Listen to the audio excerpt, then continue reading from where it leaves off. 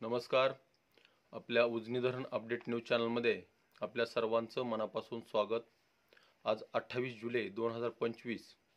आज सकाळी 6 वाजता उजनी धरणाची काय स्थिती आहे, उजनीत येणाऱ्या दौंडच्या पाण्यामध्ये किती वाढ झाली, बंडगाणाचा विसर्ग कितीने वाढलेला आहे, तसंच वीर धरणातून नीरा नदीमध्ये किती पाणी सोडलेलं आहे आणि उजनीतून भीमा नदीमध्ये पाण्याची स्थिती काय आहे, याबद्दल आपण सविस्तर माहिती घेणार आहोत.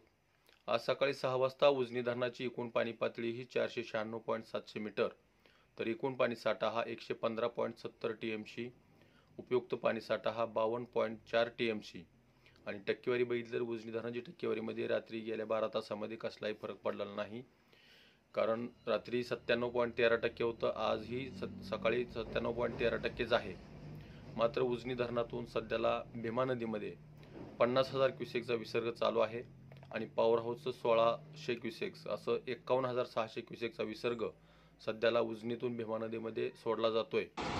तसेच वीर धरणातून नीरा नदीमध्ये 23,735 क्युसेकचा विसर्ग सध्याला उजनी नीरा नदीमध्ये सोडला जातोय.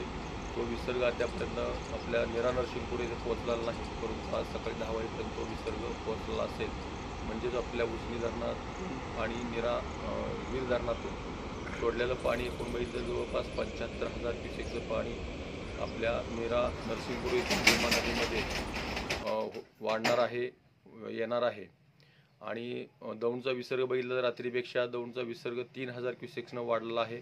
रात्री 41,000 क्युसेक असणारा विसर्ग आता सध्याला 44,808 क्युसेकचा विसर्ग चालू आहे.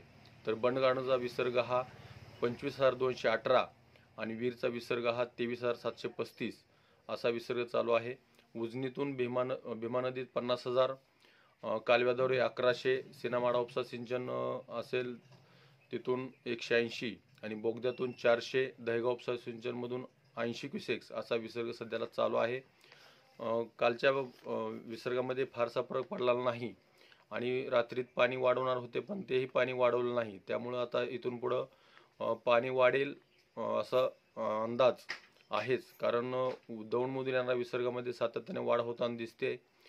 कारण वरच्या 12 धरणातून जवळपास 69,460 क्युसेकचा विसर्ग सध्याला चालू आहे आणि नीरा खोऱ्यातील 4 धरणातून 33,445चा विसर्ग चालूच आहे. त्यामध्ये कदाचित आज वाढ होऊ शकते. उजनी धरणाच्या पाणलोट क्षेत्रामध्ये जरी काल पाऊस पडला नसला तरी वरच्या धरणाच्या पाणलोट क्षेत्रामध्ये पावसाचं प्रमाण सध्याला चालूच आहे.